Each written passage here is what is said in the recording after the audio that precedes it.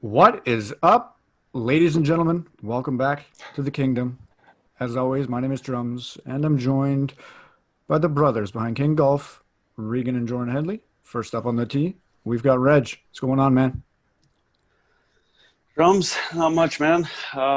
Pretty exciting weekend coming up here. We got the Gary Brandon tournament, which is a two-man best ball tournament. I'm playing with my good buddy Ted Fox.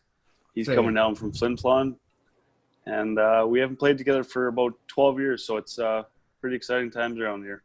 Nice, beauty. That's always a good tournament. Unreal. Jor, how are you? Top of the evening to you, boys. Are you playing in that tournament too? No, I'm grounded. You're grounded? Oh, kind of. I had a couple golf weekends there back to back, and I tried testing my luck for the third and got shut down. So I'll be hanging around here, cutting some grass, organizing the house. You know how it is. What's going on with you? Perfect. Not much. Same boat as you. I'm starting to do the winter prep, so getting shit put away in the yard and finishing cutting grass, all that fun stuff. I haven't been golfing in like 2 weeks, so I don't have much for my own game for input. Yeah, I went out last night for the first time since the Agassi Cup, which was last weekend, so it's nice to get out. Trouble is, I mean, we finished 9 holes and it's almost dark, so yeah. I mean, the weather's good enough. It just rounds going on. Yeah. Oh, beautiful. Unreal. Seems like the courses are packed right now too. I tried getting a tee time on Thursday, and they had nothing between 3 p.m. and 5:50 p.m. So I'm hooped. Oh, geez. We finished 9 holes last night, and me and East were both golfing pretty good. So she, for the first time ever, she said, "Wow, I'm having a ton of fun right now. I wish we could just keep golfing." But of course, we were out of daylight, and I kind of want to get back to the Dolphin King. Shout out to our Uncle Doug. He's got a heck of a team coming up here for the MJHL season. So I went and watched the preseason game for that against Swan. And the Kings, I think, won 6-1. So suck it, everybody from Swan. Whoa. Just a majority of our listeners. It was a rookie game, all 15-year-olds.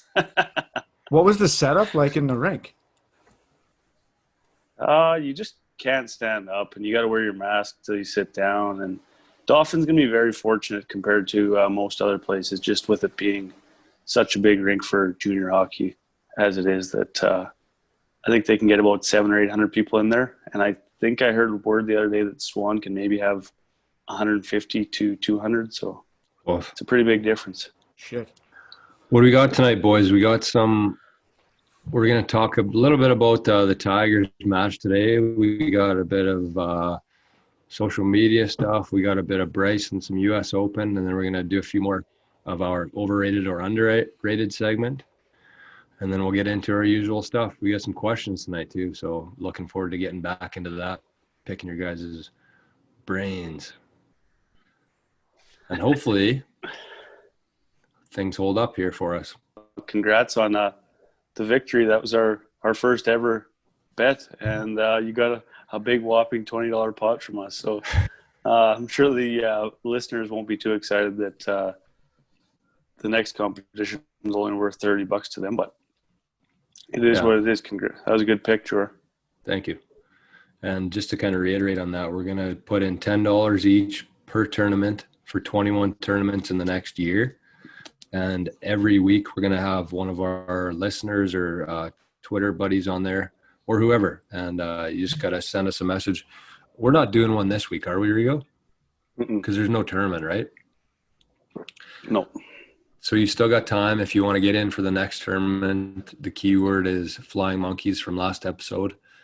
We've had several people send us a message on there. So we're going to draw at random, and then they're going to have a chance to pick first overall.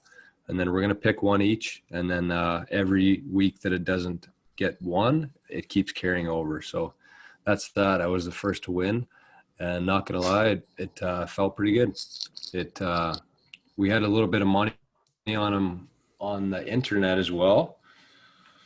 So after a long weekend and a bit of a hangover, it was a nice Sunday for us. So It was impressive to watch that guy. Holy cow. I actually, before we get into anything else, I will say that I said that his mental game I thought was weak, and watching him and his ability to kind of talk himself through every situation and every shot and really stay in the moment as best anybody could. I think I was so impressed watching him. He can drive and putt and whatever else, but the part that I thought was going to be his weakest, I think was actually his strongest part of the game.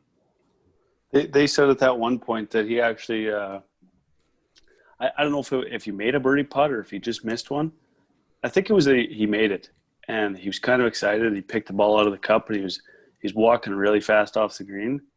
And then they said that they could actually see it on camera that he caught himself getting too excited and too caught up in the moment.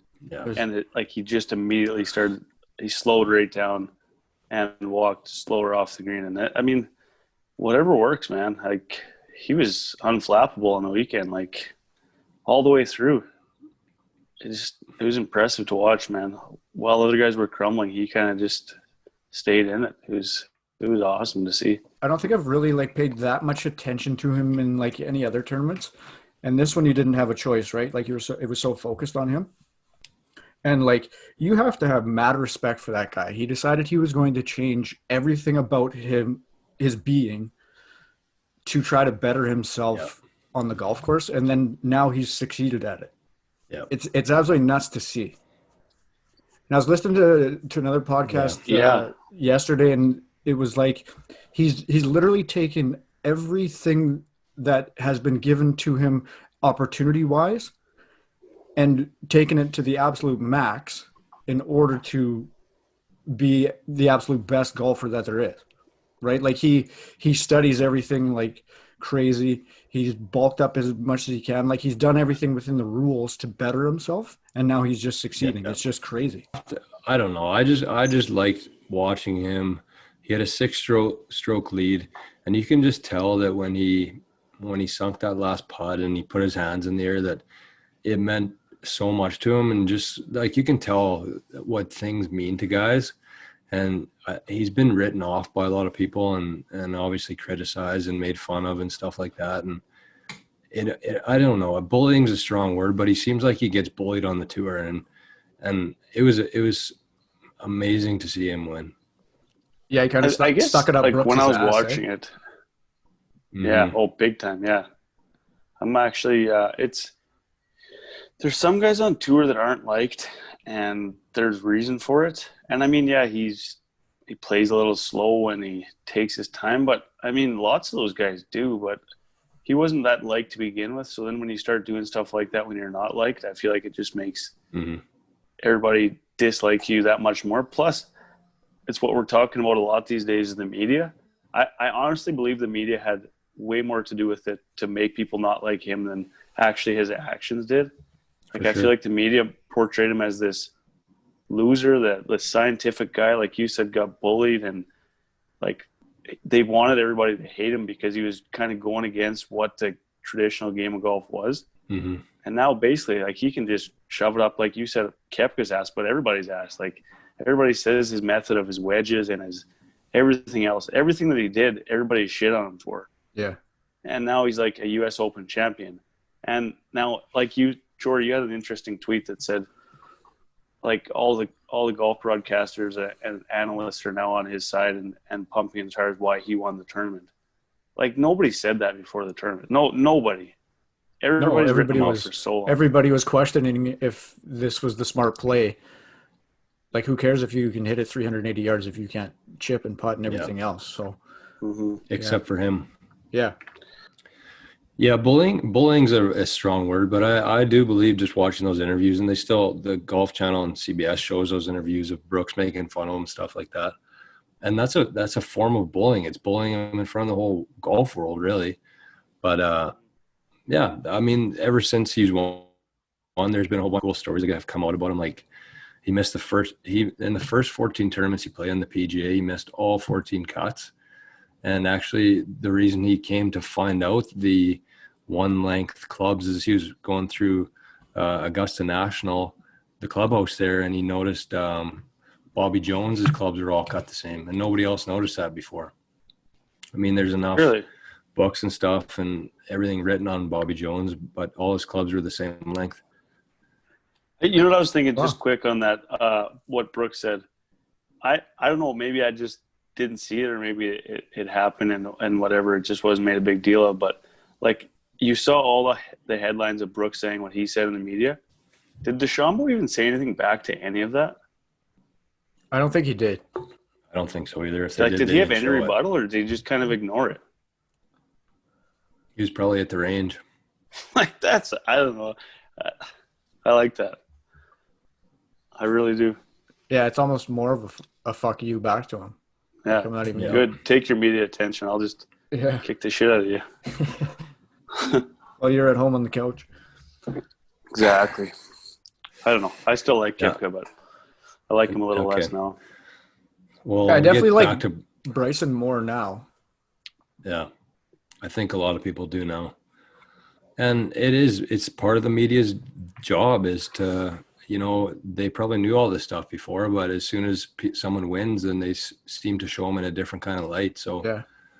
and that's what they do. They just portray people how they want them to be portrayed, in my opinion anyways. But That's right. there was a few other things that happened on the weekend. Rigo picked Xander. He was top 10. Drums picked Finau. He was top 10. So we kind of look like we know what we're doing. I don't think that's going to be sustainable, but Man, Schauffele was right there until both those guys eagled number 9. yeah. He was 3 back. And Rigo's been talking about Taylor Pendrith for a while, and he had a hell of a finish too there. Second lowest round on Sunday. Yeah, that's wild. Behind So Bryson. that's pretty impressive. And it was pretty cool to see Ingram there. He was on all sorts of social media just posting pictures. And like we said before, like, pictures of that course do it a lot more justice than the video that you're watching. Like, some of those greens, man. Oh, my God. How about that putt on Thursday? Was it Zach Johnson? Yeah. Did you see that putt? Oh, my God. Yeah, there were some crazy putts. Oh. My favorite putt of the whole weekend was your boy there, Rigo. Rory? Yeah. Sabatini when he got stuck up on top of that hill?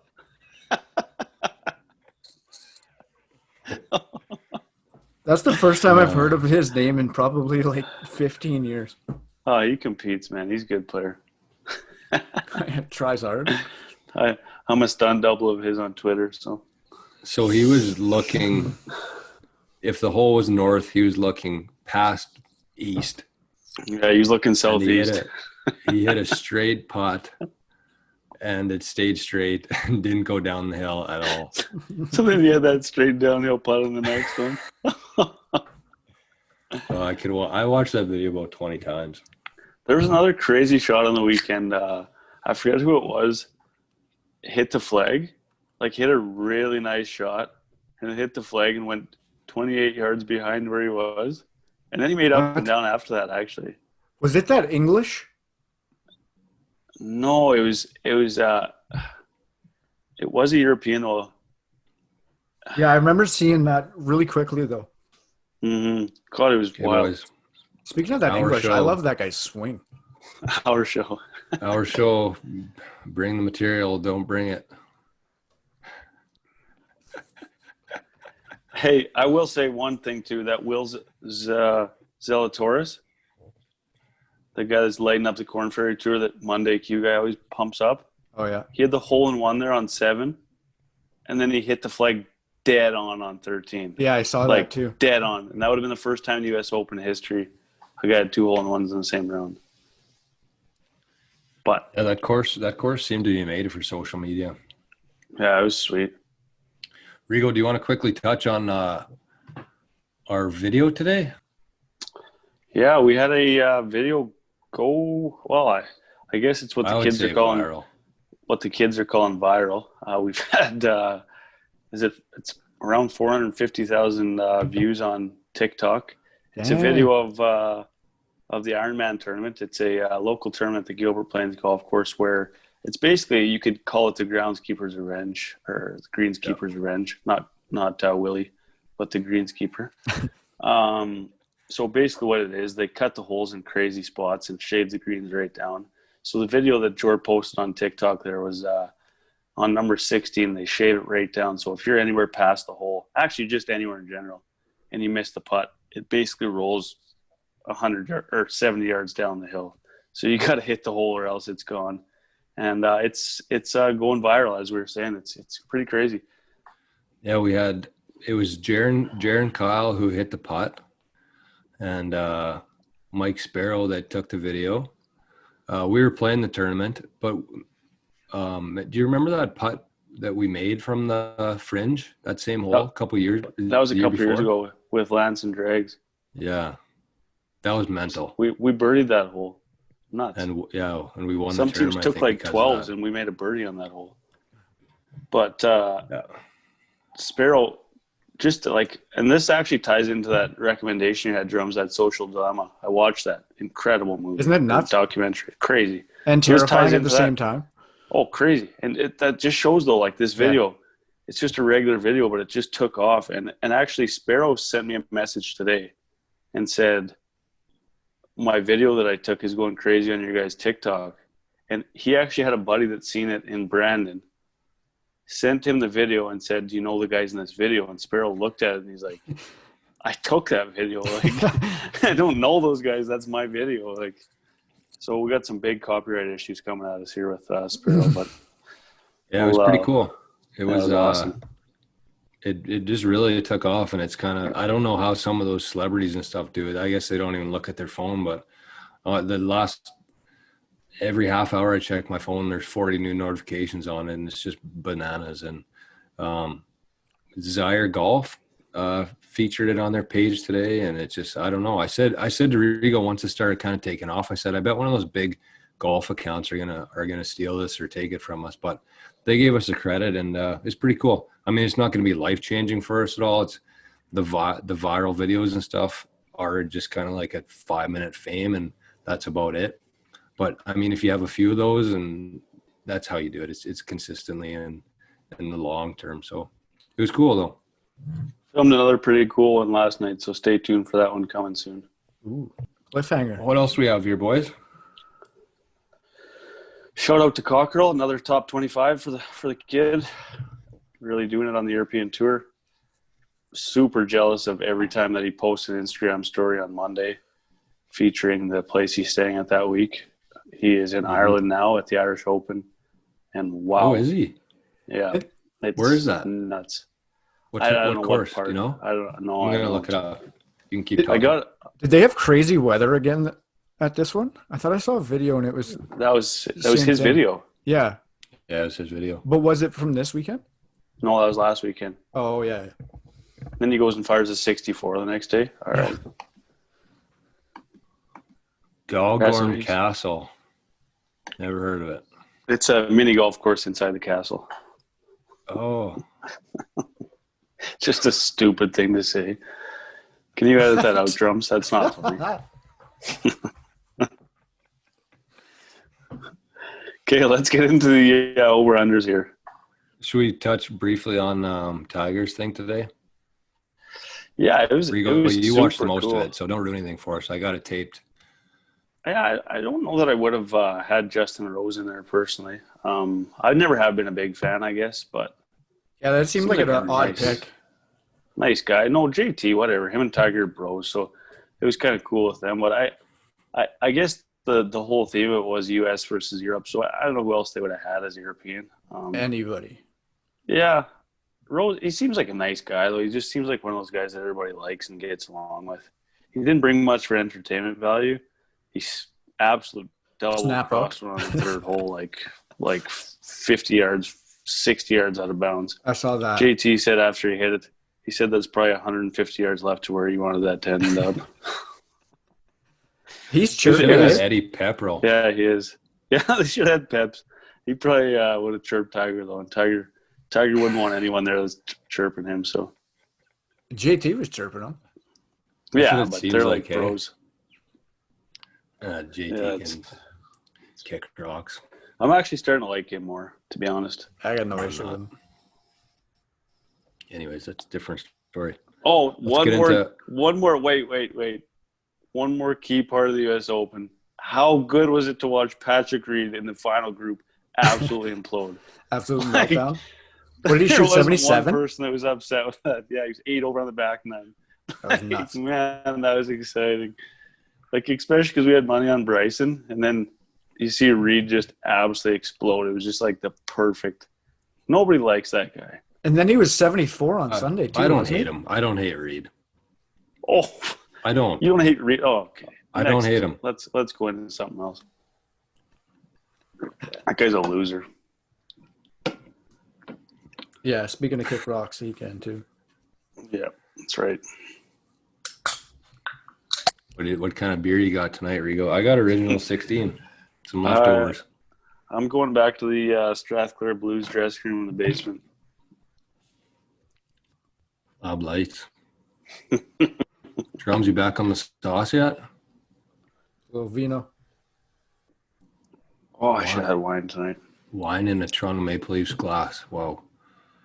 It's almost like you drinking canned Caesar's home drums. I'm going to look like an absolute degenerate on these things. Okay, I'm serious here. Let's get into this segment. We're running out of time. Our show. Okay, once again, we're going to do our overrated or underrated segment here. We keep getting really good feedback on Instagram on it, and we're getting tons of good suggestions for it. So we're going to go through 4 different ones from some of our Instagram friends tonight. I'll kick her off with the alignment marking on a ball for putting, which is brought to you by Colton Easton. So that's basically putting a straight line on your golf ball and hoping that it helps your putting stroke. Rigo, you do this, so you start. I would say it depends on whether or not your putter has a line in the middle. Because if you don't have anything to line that line up with, I feel like it's irrelevant. Like Does if it you also, just had, what's that? Does it also matter if your stroke isn't straight through, straight forward, or straight back, straight forward? It's very big for mental, I think. I don't know. But I also know a couple other guys who, like Scotty McCollum, if his line is on line with his putter and on the ball, like he makes it like 20 times out of 20. Is that short or medium or what? Like length? Putts? Yeah. All types. But like Really? I'm talking 10 feet in, if he gets the line right, he makes the putt. Yeah, because some guys only do it if it's short putts, right? And that kind of makes more sense to me. Yeah.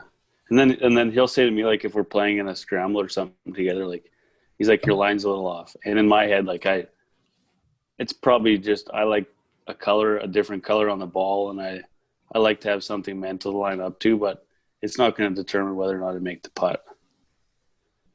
So I would say it's on par for me. I'll say par as well. I think for me, it's just purely mental too. Like there's no actual fact that I'm hitting it straighter or even on the actual line. It gives me a routine to get into just before hitting the putt and whatnot. And I don't know, just visually, it's always comforting for me to see a line at least to where I'm attempting to aim. I don't always hit it there, but I'm attempting to aim it somewhere. So you like it as part of your routine and to get it started on the right line? Yeah, and like I said, like I don't use Pro Vs either, so I don't like go to the like the seam and make the line. Like as long as there's a line on the ball, I'll still just line it up with that. It doesn't have to be on the seam. So you guys both use it then? Yeah. It's actually just part of my routine. Like on the first tee, I pull out that little line drawer and draw the line on there. I shouldn't say it's – I'm going to say par because I don't know how much it actually does, but it does lots for my mental game for sure. I'd say for me, I'm going to go with overrated, but I have changed a little bit in my putting stroke lately that it might actually help me out. But as in the past, it just seems like something that's more of a distraction and kind of gets me thinking too much about my stroke. Around the greens, I'm more just like a total feel person, and Like my putting stroke is rarely ever the same, which is kind of shitty to say. But if I just start trying too hard, if I know that there's a line there and I need to send it down that line, instead of just trying to roll it towards the hole, I just find that it's more of a mental block for me than a help. So I'm going overrated for that one, but I would like to try it maybe now. That's fair. Trummy, what do you got for us? This one came from Breezer Ref. Is that? Yep. Breezer Ref. And it's breakfast balls. Overrated or underrated? Oh, man. Go ahead, Jor. I'm going to say it was underrated, and now I think it's overrated. And I'm saying that because you don't get mulligans in golf. I mean, yeah, it's good because you don't have especially on courses where you don't have a driving range, it's good to get one on the way. And I would really appreciate that because my first swing of the day is always my worst swing of the day for some reason. Like I talked to you about this, Rigo. But it's still, it's weird for me because if you're playing a match against a guy, me and Rigo, for example, every time we're out at Rossman, we play a match. And if we do breakfast balls and one of us hits it down the fairway and one re-hits it, is it still fair? Like the whole match is tainted. 2 strokes. Right. It is tainted. So I'm going to say overrated because it's not part of the game. And I think that it's your own responsibility to figure your shit out. Yeah. I'm going to say on par when it's with a group of buddies when there's no matches going on and it's just whatever. But it's overrated when it comes to a match because like you were saying, so if we do it on number 1, so it's the ball number 1, and then I'm just going to use Rossman for example, and then you don't take another tee shot, like because you hit 2 par 3s after that, so your next tee shot's on number 4, so then like that's only the second one of the day, and then so if I blast one out of bounds there, and I gave Jor a breakfast ball at number 1, so. Right. And then I don't get one on 4. It's kind of like, well, yeah, I don't know. I don't know. It's a touchy subject, I guess, in a match, but it is what it is. It's a game. Yeah, I guess like technically by the rules, it's super overrated. But like you said, I think with just pissing around with buddies, I think it's on par or whatever. Unless you're playing for like big money, I don't think anybody's really going to care unless you're playing, like you said, a match. Yeah, that's right. That's right. And then, but that's also kind of like why I like Wheat City because you can bomb them over the river. No, I meant like warming up, like even just no, I know there's somewhere to hit a ball or two before you hit. Because I miss hitting like even just half bucket of balls before playing around. Mm-hmm. I bet you when we do our Instagram poll for that, I bet you it's going to be 90% underrated. You think Definitely. So? I think it's going to be overrated. I think it's going to be underrated too. Huh. Okay, the next one comes from my good buddy Connor Shaw. Just one quick thing to add. I can hear Easton doing the dishes for the she's on a 4-game heater now, 4 weeks in a row. She's done something to rattle me down here, but I'm just going to let this one go. I think she just wants some attention. Yeah, I don't know. Yeah, take the hint, guy. So Rickie Fowler is Connor Shaw's over-under pick. Also send out a RIP to Shawzy 1 2.0, Connor Shaw's second car with a license plate Shawzy 1 on the back. Just conked out on him the other day, so tough one to hear, buddy, but good luck on the third car. So Rickie Fowler, what's your guys' thoughts? Before we get into that, I will say to Easton, Easton's been helping us a lot with King Golf stuff and filming Rigo at Gilbert and stuff to get some stuff for online. So thanks, Easton. She doesn't listen to these anymore, so you don't have to suck do all the dishes and all the vacuuming you want. You're good with me. Oh boy, Drums. What do you think of Rickie? I don't know, man. This one might hurt to say, but I think I'm going to go lean towards overrated. Explain. I think just the fact that he's never won anything huge, yet he's still talked about as one of the best players. Maybe not currently, but in probably the past 10 years, he's kind of always been at the top of everybody's list. But then there's the fact of like all the fashion and all the kind of social media stuff that he's done.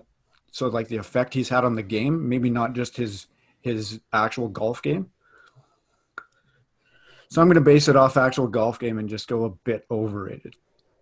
Yeah, so I should mention, I guess, before Jorko was here, that Shawzy did mention when he said Connor Shaw, when he said, I think Connor Shaw is overrated, but when he said Rickie Fowler, he did say, like, this guy has never won a major or anything big, but yet he's the face that's on all the commercials for all the different companies. So that's where he's going with that. But so I guess it kind of ties both into it. Yeah.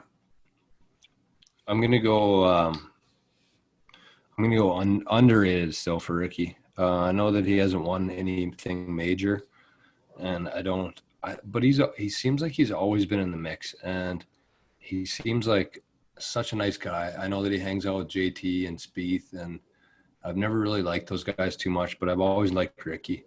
And I think that, I mean, people put so much emphasis on winning and losing, but outside of Tiger, I think that there's nobody in the game of golf recently who has brought more kids into the game. Like if you look at the amount of kids on the sidelines and stuff like that at tournaments that are after Rickie's autograph and they're wearing all orange Puma and stuff like that, I don't know. I'm going to go underrated just for that fact, because he's a very likable guy, and the game needs more of that, I think. Is it Puma or Puma? Yeah. I don't know. I thought of that. I thought of that as I said it. I always say Puma, but I don't know if that's what too. it actually is. What did I say? Anyways. Puma? Puma. I think the brand is Puma. I think the animal is Puma. Actually, we've bullshitted about this on here numerous times. Either that or I had last time deja this lasted like 40 minutes. Yeah, this lasted like 40 minutes last time. We don't need to get. We've never had this conversation. Yes, we have. Yes, we have. Have we? Yeah. It must have been in the lost tapes. Yeah, it was. Was it? It was when we were trying to form a podcast. But yeah, I thought I just had wicked deja vu. No, it definitely happened. I'm gonna say on par for Rickie. Like you said, George, he's done so much for the game. When I was probably in my late teens, I know that every kid that I ever saw at the golf course had one of those orange hat head covers. The flat brim and they were wearing some sort of flat brimmed hat, and they were wearing some sort of bright color. And golf used to be kind of boring dress code until I think Rickie kind of changed a lot of that to where there's a lot more funkier colors now, and Puma did a good job changing that as well. I know there's a couple guys before, but he kind of made it cool to dress like that. Yeah, like Ian Poulter and those kind of guys. Remember when we first started getting like Sligo pants and stuff like that? Mm-hmm. But yeah, once Rickie came, everything got so much more popular. Yeah, and I don't know. He's a really cool guy. He's really likable. I just wish it's tough because the same shit happened to Sergio. I mean, he didn't win a major until the Masters a couple of years ago, and he was always right there. But it's just like you get into he's dubbed as that guy all of a sudden, and it's just because he was so close for so long that he's dubbed that guy. Mm-hmm. There's so many guys that haven't won that have been top 20 in all the tournaments, but he was actually right there, like top 5 in a bunch of seconds, and he's always been right there. So that's why he gets all that pressure put on him. But he's a hell of a golfer, man. He's got an unreal swing. Like I like watching him, but I would say he's right on par just because he hasn't got that elusive win other than the Players, I would say. I guarantee when he wins one, there's going to be a lot of people cheering, though. Oh, yeah. Not so much for Sergio, but Rickie. Yeah, Sergio can kick rocks. That's the team tonight, kicking rocks. Yeah. The last one we got here is from Josh Dines. He was a good buddy of ours, living in BC, or he's from BC. He was living in Dauphin for a while. And also Steph Goodmanson asked the same question. And I was looking at Steph Goodmanson's name, and I was thinking, like, that's a good last name. It's Good Man Son. Like, that's a good last name. Yeah. Good This man. is actually. Good man, son. Must have a heck of a dad. Yeah, he must, or a great, great, great grandpa. And their topic is Scotty Cameron, which I believe only makes putters, correct? Yeah. Rigo, you have a Scotty Cameron, or you've had a couple. What do you think? Yeah, I had one. Well, I got that spider now, and now that I'm actually putting good with it, I would argue that Scotty Camerons are overrated. They're super cool. They're like more of a collector's item than they are actually beneficial to putting. They become that anyways, just with the price and everything like that. But I think when it comes to actually making putts, I think it's just whatever you get used to and whatever you find comfortable. Like, I don't think one brand or the other is going to help you actually make putts, but their brand is definitely on par. But I think that the actual performance of the putter itself is overrated. Drums. I'll say overrated too. I've never actually played a full round with one, but just from the hype of everybody's got to have a Scotty on tour, all that stuff, the hype around it, it can't make that much of a difference in my mind. So I'll just go with it that way, kind of a cheap opt-out, but that's my answer. Quick shout out to Rigo there. He had a coughing attack and muted his mic, so appreciate that, buddy. I'm gonna go. I have a few Scotty Camerons, and I'm planning on getting more Scotty Camerons. It is a collector's item, and I'm a collecting kind of guy. In terms of it helping the golf game, I do notice good putters compared to bad putters for sure. However, it is definitely more important whatever suits your eye the best, I think. And thanks to Eric Waters, I've kind of been looking a little bit more into the actual club fitting, and putters are actually in that realm in terms of where the shaft should be and the length of it and the weight of it and the angle of the face. So depending on what putting stroke you have, it matters. So I wouldn't say that the brand matters as much as the type of putter, I think. I didn't mean like it's not going to help you more than a $20 putter from Walmart, but I'm saying like whatever. But it might not. It doesn't. Yeah, but if you're a 25 handicap or even a 10 handicap, you might make as many putts during around with a Canadian Tire model as a Scotty Cameron. That's just a reality of it. Right. Yeah. So in terms of improving your game, probably overrated for me. But in terms of like a guy who's willing to put his name on a putter and everybody pays sick amounts of money for, like, something to be said, I think. Oh, definitely. Yeah. What's that other one? The other super expensive putter? Bettinardi? Oh, yeah. Yeah, those are sweet too. Yeah, they're expensive too. What's the deal with those Japanese clubs? Those Homas or whatever the hell? Yeah, they kind of their stock was sunk after Rose used them for a year and quit using them. Well, why are they $20,000 for a set of clubs? I don't know, man. PXGs are the same. Jesus Christ. PXG will be on a future episode. Somebody asked us that one, so that'll be on a future one. But let's wrap this segment up for now, and we'll get into the free ad, and then we'll get into the second part of the show. Tonight's free ad is brought to you by Beard and Brawn. Beard cream. They have a ton of different products for the beard and the brawn, whatever the heck that means. But I would say one thing that's definitely underrated is a good beard cream. I went a lot of years with a beard without this stuff, and I can sure notice the difference now. It's made with all natural ingredients: shea butter, cocoa butter, hazelnut oil, etc. But the coolest thing about this is it's made in Winnipeg, Manitoba. And I also have been using it for My hair. I haven't had any hair gel or hair paste in my mop now since COVID started, which was in mid-March. And so I just put a little bit of this in my beard and rub a bit through my hair, and I'm good to go. Even on the days where I don't wear a hat, the stuff, it doesn't hold much, but it just it keeps its shape. So beardandbrawn.ca, they got a ton of good stuff on there. And if you're into that kind of stuff, check them out. Another great Manitoba company. If I know the listeners can't see, but like I can't grow a beard, so it's kind of irrelevant to me. But What the heard point I was trying to make is for the hair. Everybody's heard of beard cream and stuff, but I've been using it in my hair a little bit. And I don't know, it has no chemicals in it, which I'm a big fan of. And it doesn't have like the jelly look like hair gel does.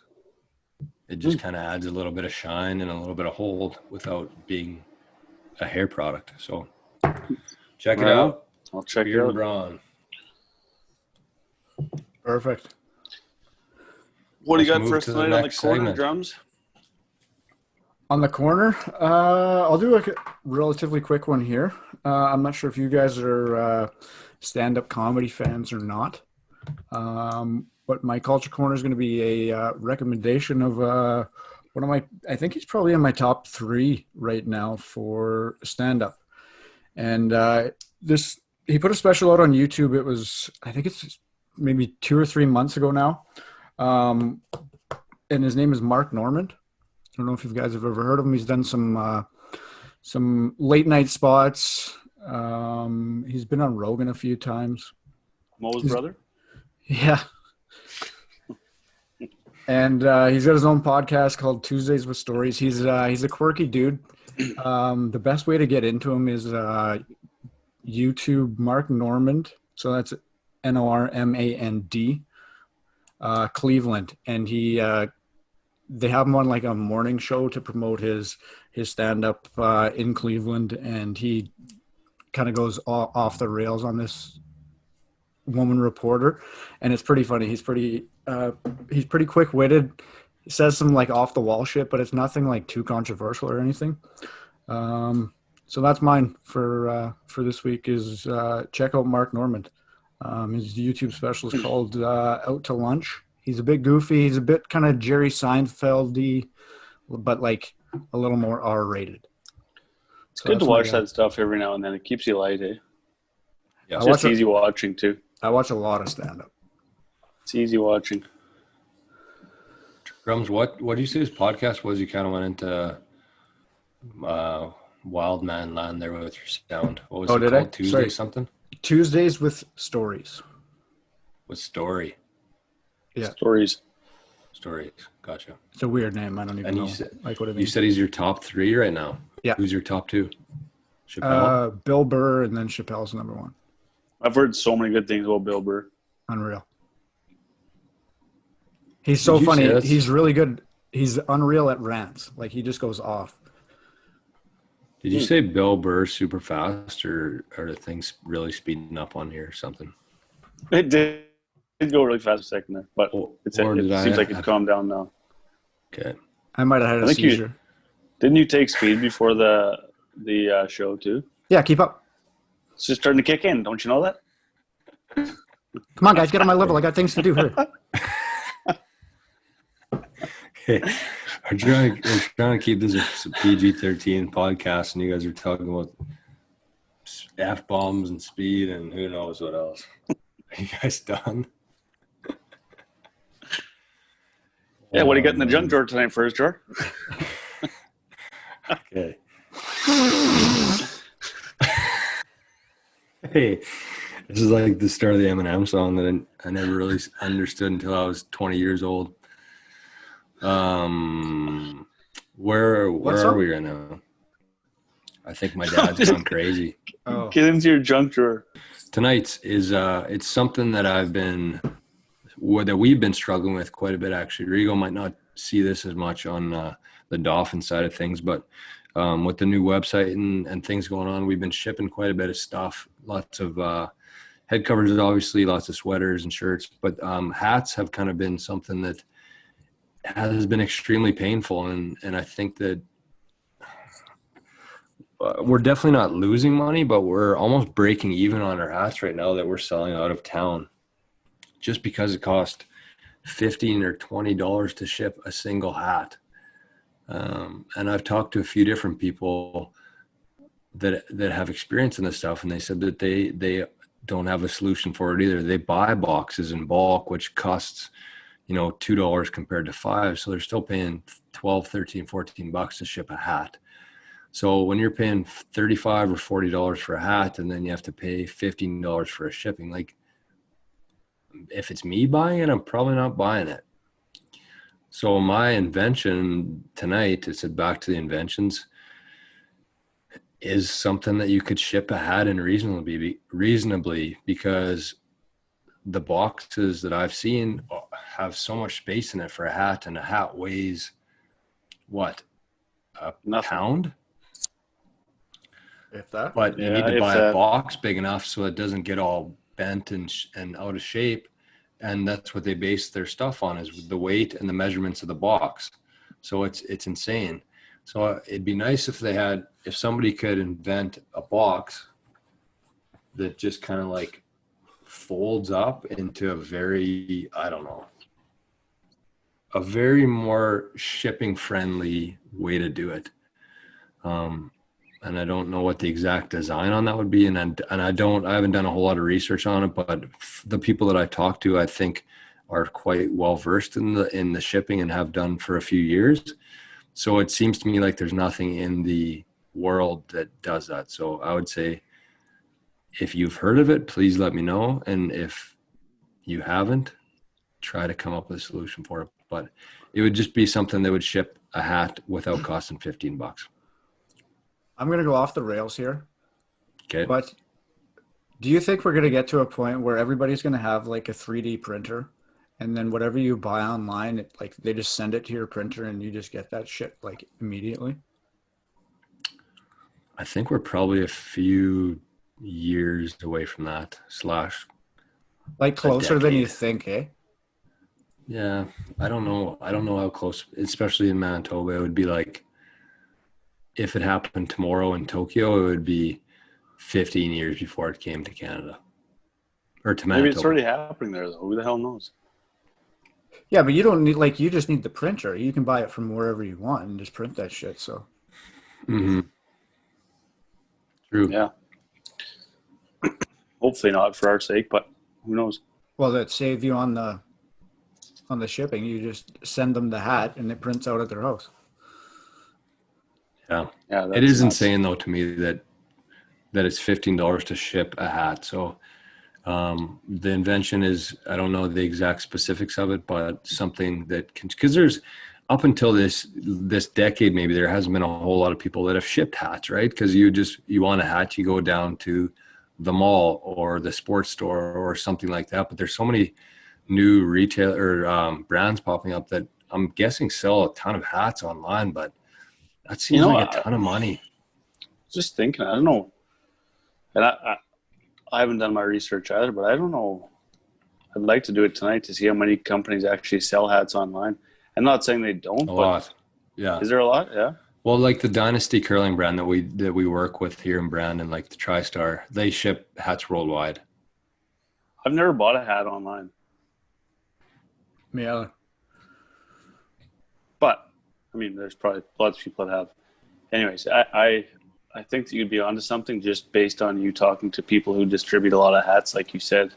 They would obviously buy into your shit if they can save $10 per hat. Like, that's substantial if you could find some way, because it's not like the weight's way up there. It's just the size that they go off of. And it's funny they're not more lenient on that, but I guess it does take up more space in their building and their deliveries that they kind of have to. Yeah, basically a hat envelope. Yeah. Hat envelope. Right. Boom. Hat envelope. TM. Hat envelope. I like that. All right. So Rigo, what's stroke saver tonight, buddy? On tonight's stroke saver, keep thinking of things that I do and I don't really realize, but me and Dad were at the cabin one night this summer, and he was really struggling chipping, and he didn't know what to do, and I just wanted to keep it as simple as I could for him and also myself, because I had a couple golf tournaments when I got nervous and my chipping kind of went a little out of whack. So I kind of tried to find something for chipping just to keep it as simple as I could. So basically my tip tonight, it's going to be a little different for me because I'm a lefty. When I chip, I always want to make sure that my right arm stays straight. So that's my leading hand. So it's the leading hand for whatever hand you are. And basically, however hard you want to hit it, you just take the club back that far and you follow through this exact same way with your leading hand straight. And so say that you want to hit a low driving shot into a bank, you just close your face a little bit, but your leading arm doesn't change. And so basically, if you want to hit a high shot, you open the face, but still you can't bend your leading hand, because that's when you get into all sorts of troubles and you start pulling it and pushing it. And I mean, Jordy, you saw firsthand just how well it worked for Dad. I mean, he kind of became an up and down machine at the end of the year. Yep. But so, yeah, it's kind of tough to explain. I'd rather, I hope in the future here to post a video on YouTube for to explain it in a video. But basically, it just all you got to do is focus on just keeping your lead arm straight all the way through impact, and the results, like, everything will be right online. And it's crazy. Are you following basically right through to the pin with your hand? Yes. Yeah, right down the target. I kind of started doing that at the end of the year this year too, and it helps incredibly. Basically, another way to look at it too, I guess, I'm kind of thinking as I'm going here, but you always want to make sure your arm stays straight. But basically, the back of your leading hand, the back of the palm, if it follows through towards the target, that's what you want. And you want your arm to stay straight, and you'd be amazed at how well it keeps your chips on target. It's crazy. And I would say that's probably this best part of my game is my short game. And I just kind of want to get that out to the listeners, just how to keep it simple, just to save strokes around the greens. I like that one. That's a good one. I can't wait till you get to go on your I was trying to think of the name. Butch Harmon. Get your Butch Harmon on. Yeah. Have you directing videos? Yeah. Now, here's what you want to do, okay? Yeah. No, but that's honestly one of my favorite tips, and it saved Dad probably. Well, he was shooting low ADs by the end of the year just because he's just dialed around the greens. Like, it's impressive. Nice. Love it. Yeah, the stroke saver has been a popular one for sure. I've had a lot of people text me, and I never thought they ever would, but yeah, I think that you speak for the people because you're not a professional and you've never had any actual formal training in the game, so it's just based purely off of your experiences and your failures and successes and helping other people. So it's nothing out of a textbook or anything like that. It's just what's worked, right? So I think that's why people seem to like it. Definitely. All right. Question time. We haven't done this for a couple weeks now, so this will be nice to get back into. Drums, what do you have tonight? Tee it off? Yeah. I've got who was your first celebrity crush? Well, with the WAP video that's been going on, I've been kind of talking about Christina Aguilera and WAP. Yeah, WAP. You know WAP, isn't it WAP? Yeah. WAP. Yeah, and I said we WAP, don't need whatever. to. We don't need to. It's WAP. We don't need to describe what it means. WAP. WAP. I don't know. Whatever. It actually doesn't matter. Get into your crush. No, WAP would be WOP. Like, is this a real argument? Who gives a shit what it is? You guys both know what you're talking about.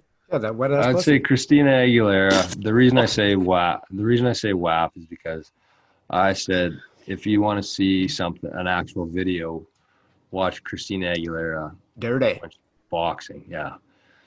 So that would be it. Or I also had a poster of Shania Twain in leopard print lingerie on my wall as a kid, so I'm gonna go Shania Twain in her prime.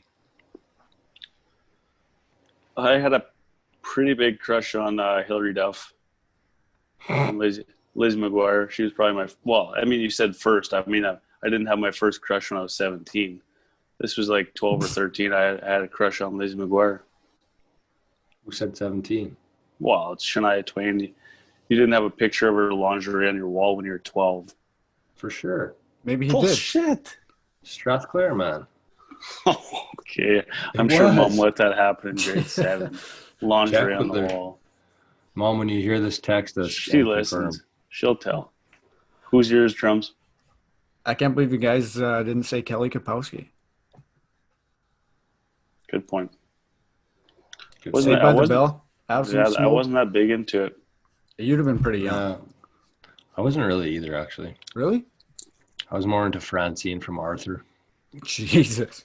Hey, and drums. That's why I wasn't into it. Because I didn't get to watch anything that Jordan didn't watch. So yeah, I was more of a Little Lulu guy when I was 7. Lulu. Here comes the violins for Rigo. Oh yeah, here we go. What's a Little Lulu? Little Lulu. It was a show. Never heard of it. Anyways, Jordan, what do you got? my question tonight is, what would be your nightmare foursome? Nightmare Of pro foursome. players? Oh, of anybody. Oh, I can't say anybody. I don't want to get myself into trouble. Well, I'm not gonna like go- maybe local people. Like, are you talking golfers though? Yeah, anybody who you wouldn't want to golf with. Well, Patrick's there for sure. No good shit. Patrick Reed. Yeah. Ian Poulter's probably in there for me too. I never have liked him. And Okay, I let's think- for simplicity just stick with PGA players only then. That's fine. Okay, and then my third would be. I hate to shit on the guy because he does so much for the PGA, but I mean, if I'm golfing with a PGA player, Zach Johnson is one that I would not want to golf with. So those are my 3. Why? Why? What's wrong with him? Yeah. Oh, I just want to punch him in the face. I don't know why. Always have. Punch the size of your face. For free. Drums? Patrick Reed for sure. I can't. What the hell is his name? You know who I wouldn't like is I never did like VJ, so I'd cancel VJ off my list. There was always something about him that he just seemed like a dick. Yeah. I'm trying to think of people I didn't really like. I don't like Bubba either. I'm off Bubba. Oh, you can't not go with Bubba. Hey, Drums. Could you kind of just backtrack a bit because you were back on You're auto-tune going there. crazy. What? You're glitching so bad there. Well, fuck. Now I can't even remember who I said. No, I know what you said. You said Reed, VJ, VJ. and Bubba. Why VJ? I don't know. I didn't like the hype around him. I think it was because he was kind of the closest one at the time back in the day to Tiger. So I don't know. It was either Tiger or He was the nobody. villain, yeah. Yeah. So I've always had kind of a hate on. And Sergio Garcia has always bugged me. So that's my threesome or my foursome. Me. Can't pick 4. No, You're I said, golfing it. yeah, me, VJ, Patrick Reed, and Bubba. Oh yeah, I forgot Bubba. Okay.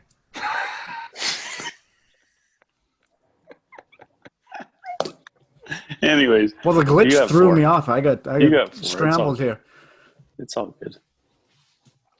Sure. I'm going with JB Holmes just because he's the slowest human on earth. Yeah. Shit. And then I'm gonna go with Matthew Wolf. Really? Yeah, there's a couple reasons for that. I think that if he's hitting the ball 100 yards past me every shot, I wouldn't like that very much. And I've watched a few charity events and stuff, like, you know how they're doing like the Tuesday events nowadays, Yeah. where they just kind of go out and raise money for charity. And something about him just really irritates me. He has a very annoying voice, and he just like. Yeah, he is kind of a baby, actually. He seems kind of doofy. Yeah. So Matthew Wolf, and then for my last one, I don't really know. Probably Brandel Chambly. Did he golf in the PGA? Yeah. Yeah, he seems like a tool too. So. Yeah, he does. That's it. Randall. Okay, mine would be the exact opposite of yours tonight, sure. Favorite golfer on tour outside of Tiger?